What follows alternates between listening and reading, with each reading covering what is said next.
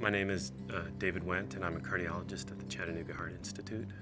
When I was in training, doing cardiology rotations as a resident and even as a medical student, there was an area of cardiology that was very uncertain, and that was the area of arrhythmias and electronics. And I can vividly remember in the intensive care unit one night, a patient having something called ventricular tachycardia and ended up dying from it. And I asked my attendings the next morning what could have been done, and they were really kind of dumbfounded. They had no good answers at all.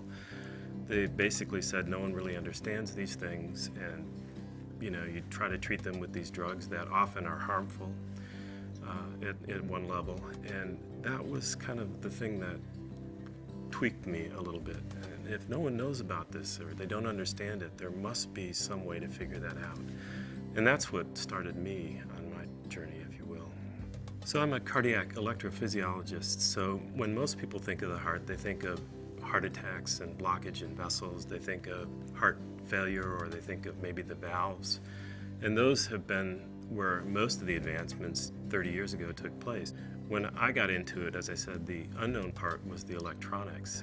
When people have skips and jumps, or their heart races, or they pass out many times, there's something amiss in the electrical system. And that's what the electrophysiologists do. They try to deal with the rhythms. They try to prevent this entity of sudden death.